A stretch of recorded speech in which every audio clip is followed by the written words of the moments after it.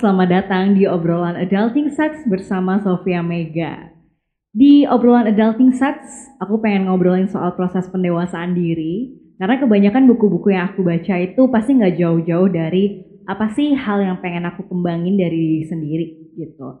Dan kebanyakan juga karena aku belum cukup dewasa dalam melihat dunia gitu ya. Terus dengan buku-buku itu aku akhirnya lebih mature, lebih bisa memandang sesuatu dengan lebih baik lagi. Dan juga ngerasa memang perjalanan menjadi dewasa, perjalanan belajar menjadi dewasa itu perjalanan yang sangat-sangat panjang. Sejak lahir perjalanan itu sudah dimulai. Makanya itulah yang membawaku pengen nih cerita soal itu di sini. Kenapa adulting sucks? Kenapa proses pendewasaan diri itu sucks? Ya karena emang sulit dan menyebalkan gak sih? Apakah ada di sini yang menganggap proses pendewasaan diri itu fun? Mungkin ada sih. Tapi se-fun-funnya proses itu, semenyenangkan apapun prosesnya, pasti ada sebuah titik di mana kenapa proses menjadi dewasa itu sulit sekali. Dan seperti di cerita hari ini, aku pengen cerita gimana sih sulitnya ya menghadapi bos yang berbeda, yang beragam. Menurutku ini jadi satu titik yang penting selama di tahun 2020 kemarin adalah soal belajar menghadapi lingkungan kerja yang baru dan yang paling krusial adalah menghadapi bos yang begitu berbeda karakternya. Aku di tahun 2020, ini mungkin flashback dulu ya. Kita flashback dulu, nanti aku akan kasih tahu buku-buku yang membantuku dalam menghadapi situasi ini. Nah, di tahun 2019 ya, kita mulai ceritanya dari tahun 2019. Aku baru lulus kuliah S1 di November 2019, terus mulai berkarir secara full time itu sebenarnya Februari 2020. Cuma sebelumnya dari sejak tahun 2018 itu aku sudah kerja secara full time tapi full time remote gitu. Jadi setiap harinya aku harus bekerja untuk deadline yang mereka berikan. Nah, akhirnya di tahun 2020 itu aku bertemu dengan 4 bos yang berbeda. Ada satu bos yang emang aku kerja dengan beliau itu sejak tahun 2018. Jadi beliau orangnya baik banget. Baiknya itu dari sisi selalu kasih aku kesempatan meskipun aku salah. Selalu kasih aku kesempatan meskipun aku belum punya banyak pengalaman. Dan selalu mengerti prosesku belajar, prosesku bekerja. Tapi kalau marah, galak banget. Karena ngomongnya tuh pedes banget. Jadi waktu awal-awal aku kerja, adalah setiap bulan aku ngerasa aduh ini kayak dipecat deh. Aduh ini kayaknya dia benci banget deh sama aku. Dan ternyata enggak, dia selalu beri kesempatan itu. Bahkan sampai hari ini aku masih bekerja dengan beliau. Terus ada lagi satu bos yang tiap meeting tuh aku selalu pusing. Karena kayak enggak menemukan jalan keluar gitu. Jadi aku susah banget memahami beliau.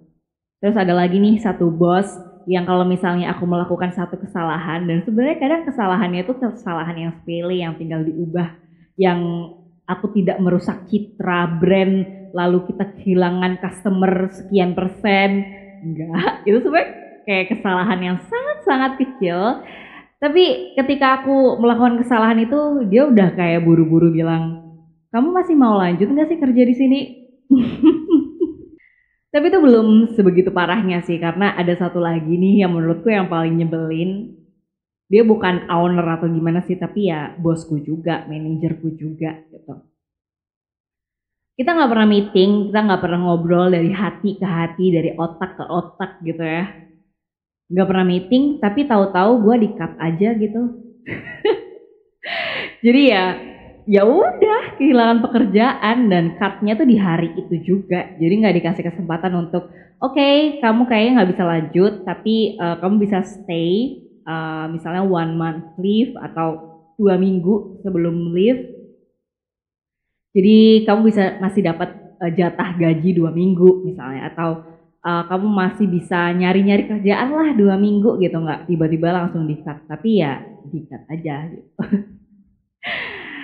Well, itu perjalanan yang menyesakkan sebenarnya di tahun 2020. Kayak aku menghadapi itu jelas stres sih. Stres yang pertama lebih kayak, kenapa sih setiap aku kerja aku selalu menghadapi permasalahan yang tidak jauh berbeda? Kenapa sih aku selalu berhadapan dengan bos yang aku mengalami kesulitan berkomunikasi dengannya? Kenapa gitu? Apakah itu salahku? Karena aku ngerasa kalau misalnya satu kejadian itu terjadi berulang-ulang, berarti itu aku yang salah gitu. Tapi lambat laun aku belajar, enggak. Ini bukan secara personal yang salah, tapi lebih kayak aku ngerasanya ada sistem komunikasi yang seharusnya ada pakemnya untuk berbicara atau berkomunikasi di kantor gitu. Yang bisa membuat komunikasi itu berjalan dengan baik gitu. Cuma ilmu itu yang belum aku dapatkan dan aku sebagai anak lulusan ilmu komunikasi jadi ngerasa, wah ini menarik sih untuk dipelajari gitu. Aku pengen banget bisa belajar ini sampai saking aku excitednya dengan pengalaman buruk ini. Aku ngechat seorang coach komunikasi gitu. Aku pernah belajar sama beliau, namanya Mia Juliani, Mbak MJ, tapi mbaknya maunya dipanggil MJ aja pada saat itu. Waktu itu aku belajar banget soal berkomunikasi, gimana sih caranya komunikasi tim. Waktu itu sih konteksnya komunitas. Dan gimana caranya ngomong dari hati ke hati. Gimana kalau misalnya ada dua orang yang tidak setuju, kita komunikasinya gimana? Apakah langsung meeting bertiga seluruh tim atau satu-satu? Terus gimana caranya mengutarakan ide kita sehingga orang tersebut nggak tersinggung dan lain sebagainya. Aku ngerasa kayak ini satu bagian dari ilmu komunikasi yang menyenangkan sekali. Tapi mungkin aku akan ngobrol gitu di lain kesempatan ya. Tapi asli kesempatan belajar sama Mbak MJ itu kesempatan yang luar biasa banget buatku dan gak sabar untuk bisa belajar lagi. Jadi aku stres pertama di situ karena kayak aku nggak memahami permasalahan ini, aku sulit mengatasi permasalahan ini. Dan stres yang kedua adalah aku ngerasa bersalah sama diri sendiri karena terlalu sering menyerah gitu ya. Terlalu sering untuk akhirnya kalah dengan situasi. Harusnya aku bisa lebih kuat gitu. Harusnya aku bisa lebih bertahan lebih lama untuk akhirnya tahu pola komunikasi mereka gitu. Harusnya aku nggak buru-buru untuk resign karena itu akhirnya kayak memperburuk CV-ku dan aku kayak makin stres lagi. Jadi ya itulah dua hal yang paling utama yang aku rasakan begitu stres menghadapi 2020 gitu. Jadi di tahun 2020 itu aku resign 2 kali dan di-cut 1 kali. Wow, perjalanan yang menurutku sangat tidak bisa dibanggakan. Cuma akhirnya nanti aku bisa bangga dengan proses itu. Tapi aku akan ceritakan prosesnya. Jadi setelah muak dengan keadaan itu, aku udah ngerasa butuh nih baca bukunya Ryan Holiday yang The Obstacle is the Way. Jadi sebelumnya aku baca buku yang Ego is the Enemy. Aku banyak membahas itu di channel YouTubeku. Aku tahu tulisannya Ryan Holiday itu bagus banget. Selalu bisa mengubah cara berpikirku secara drastis. Tapi kayak capek banget baca buku Ryan Holiday karena Ryan Holiday itu menganut stoik gitu. Dan aku sering kali membacanya kayak dia terlalu memisahkan emosi dengan realita begitu jauh. Dan bagiku memisahkan emosi begitu jauh itu perjalanan yang berbeda daripada bersikap atau bermindset baik gitu. Jadi aku menunda-nunda untuk membaca buku-buku Ryan Holiday yang selanjutnya meskipun aku tahu itu bagus. Tapi di akhir tahun 2020 aku udah ngerasa enggak, aku harus baca The Obstacle is the Way gitu, aku harus baca itu. Dan akhirnya aku membacanya, ternyata banyak banget hal yang aku dapetin, bahkan bukan hanya bagaimana cara menaklukkan setiap permasalahan dengan mindset yang baik ya. Di situ juga membahas tentang kegagalan dan sedang aku hadapi. Ya bayangin aja lo kerja 3 kali, resign mulu, di-cut lagi, gimana tidak merasakan titik kegagalan gitu kan. Tapi di buku itu dibahas, cuma aku belum selesai baca ya, tinggal 100 halaman terakhir. Nah, dari buku itu ada satu halaman yang kayak cocok banget nih di topik kali ini, yaitu kiat mutakhir menghadapi bos ya. Jadi aku kan bacakan karena aku baca pakai bahasa Inggris, jadi aku bacakan bahasa Inggris aja, siapa tahu terjemahanku kurang baik dan kalian lebih bisa mencernanya dengan bahasa Inggris ya. Tapi kalau cara bacanya salah, ya kan saya orang Indonesia. Ngeles yang tidak baik. Oke, aku coba bacakan ya. Let's take a circumstance we've all been in, having a bad boss. All we see is the hell. All we see is that thing bearing down on us. We flinch. But what if you regarded it as an opportunity instead of a disaster?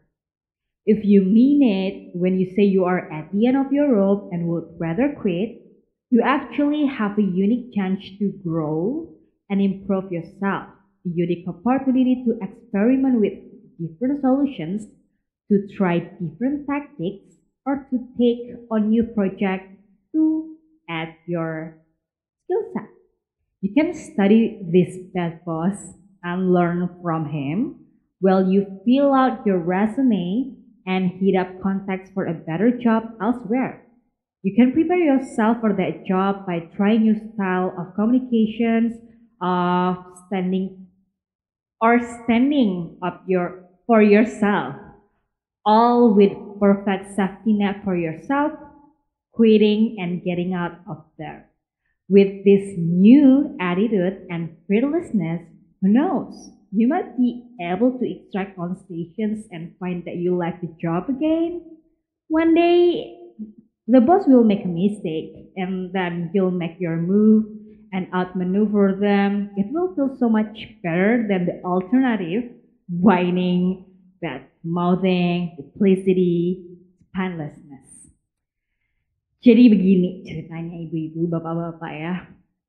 Aku suka banget di sini Ryan Holiday berusaha untuk menyampaikan satu masalah yang menjadi masalah semua orang, yaitu memiliki bos yang menyebalkan. Dan pasti kita ngelihatnya kayak itu sebuah bencana yang kita harus pergi dari itu, kita harus lari dari situ. Tapi gimana kalau misalnya nih kita nggak melihat itu sebagai bencana, sebagai disaster, tapi sebagai kesempatan. Bagaimana cara melihat kesempatannya?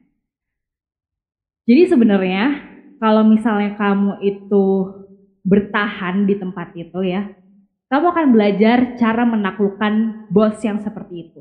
Kita akan mencoba berbagai macam taktik, berbagai macam solusi untuk menaklukkan dia, untuk menaklukkan permasalahannya. Kita jadi jago di situ. Tapi walaupun kamu misalnya memutuskan untuk oke, aku udah cukup deh belajarnya, aku mau resign aja. Itu juga adalah kesempatan belajar buat kamu. Jadi nggak yang harus bertahan dan menghadapi iya gitu ya. Tapi bisa resign juga karena itu kesempatan kamu belajar untuk bertemu berbagai macam bos dengan berbagai macam style komunikasi. Itu kesempatan baru lagi untuk kamu. Gitu. Dan aku jadi ngelihat kayak aku nggak ngerasa bersalah lagi atas pilihan-pilihan yang aku ambil gitu. Mau aku bertahan, mau aku pergi dari tempat itu, aku sama-sama belajar, aku sama-sama mendapatkan peluang, aku sama-sama mendapatkan kesempatan yang besar gitu. Dan di sini ditulis dua-duanya itu ya sama-sama baiknya kok, kamu mendapatkan hal yang baik juga dari situ. Yang salah adalah kamu mengeluh dan tidak melakukan apa-apa. Kamu mengeluh nih, ngeluh aja mulu di tempat kerja itu, nggak mau pindah, nggak mau mencoba belajar dari bosnya, ya pokoknya ngeluh aja. Dan nggak ngapa-ngapain, ya nggak dapat apa-apa dong. Atau kamu terus-terusan pindah dari satu tempat ke tempat yang lain tanpa belajar apapun. Jadi pada akhirnya ya kamu hanya membenci pekerjaan. Kamu benci bekerja tanpa belajar apapun. Mindset ini benar-benar membantuku banget untuk ngerasa lebih baik tentunya. Dan ngerasa bisa lebih kuat sih kalau misalnya menghadapi situasi yang sama nantinya. Sekarang aku memang gak bekerja secara full time, aku kerja full time freelancer gitu. Jadi aku gak punya bos sebenarnya, tapi lebih punya klien. Dan rasanya berbeda ya, bekerja untuk bos dengan bekerja untuk klien itu berbeda gitu. Aku punya banyak kontrol yang mungkin lebih besar daripada bekerja secara karyawan tetap gitu. Entah kontrol dari waktu, kontrol dari apa yang ingin aku lakukan, aku bisa memilih pekerjaan yang ingin aku lakukan dan tidak gitu. Cuman pasti sama-sama aku akan bertemu dengan situasi-situasi, bertemu dengan orang yang sulit, dan buku ini sangat membantuku sih. Mungkin sedikit tambahan lagi ya. Ini tambahan yang gak jauh beda dari topik tentang menghadapi bos juga. Jadi ada satu cerita ini agak spicy. Waktu aku resign, akhirnya bos ini bilang, oke, aku mau kasih feedback untuk kamu sebelum kamu akhirnya benar-benar meninggalkan pekerjaan ini. Gitu. Waktu dia bilang, oh dia mau kasih feedback, aku langsung buka aplikasi notesku, aku akan catat semua catatan yang dia bilang pasti akan aku catat. Gitu. Dan ada satu kalimat yang cukup menghantuiku setelahnya. Dia bilang kayak gini, di sosmed tuh lo ngomongin branding terus, tapi kenapa ya waktu di pekerjaan tuh lo gak segitu oke-nya? Jadi kan kayak gak walk the talk gitu. Waktu aku mendengar itu ya di telepon, aku hanya kayak tersenyum dan ya terima kasih atas feedbacknya. Tapi setelah itu aku gak marah sih, kayaknya emosi yang hadir itu bukan marah, tapi emosi ketakutan. Jadi di awal aku juga bingung sih aku takut kenapa. Yang jelas pada hari itu aku takut sampai gemeteran. Jadi waktu bos itu telepon, itu adalah hari pertama aku kerja di tempat baru. Jadi aku permisi bentar buat nelpon, terus ya aku lanjut kerja. Dan itu aku baru di tempat yang baru, tempat yang asing, bos yang baru, teman kerja yang baru, dan aku harus menghadapi kritik itu. Jadi aku sampai kayak gemeteran sambil kerja gitu. Tapi aku nggak bisa mendeskripsikan rasa takut itu sebenarnya apa gitu. Sampai akhirnya aku memproses segala emosi. Akhirnya aku menyimpulkan, oh yang pertama, aku takut bahwa sebenarnya memang aku nggak punya kemampuan apa-apa dan aku tidak layak mendapatkan apa-apa. Itu yang pertama. Ketakutan yang kedua adalah aku merasa takut jangan-jangan aku emang gak capable itu di kerjaan dan di sosial media itu aku hanya melakukan kebohongan-kebohongan yang konyol. Aku melakukan pencitraan, sok-sokan tahu soal branding tapi sebenarnya aku nggak tahu sama sekali. Jadi aku ngerasa sangat takut gitu, apalagi aku juga nulis soal personal branding, tapi sebenarnya personal branding dengan bisnis branding itu jauh berbeda ya. Dan pada saat itu aku pembelaannya sih aku gak pernah ngomongin marketing untuk bisnis ya perasaan, karena waktu itu aku belum berani. Baru-baru akhir tahun aja tuh berani gitu. Ya perasaan ngomong personal branding terus deh. Bapaknya, ibunya juga gak lama nge-follow aku.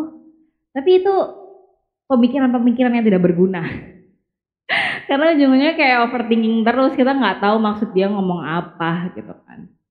Jadi aku sangat takut bahwa jangan-jangan ya aku harus pergi dari dunia ini dan berhenti bicara branding lagi karena aku hanyalah omong kosong belaka gitu.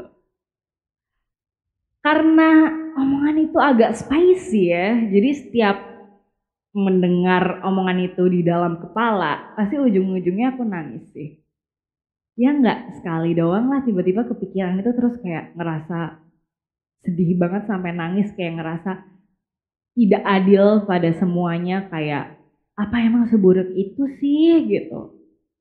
Kayak nggak ada yang bagus sama sekali gitu ya kerjaan gue. Sedih banget pokoknya. Karena emosi-emosi yang tidak bisa aku hadapi gitu ya. Ya akhirnya aku memutuskan di Desember 2020 itu, oh mungkin ini waktu yang tepat untuk aku pergi ke psikiater. Agak berlebihan ya ke psikiater.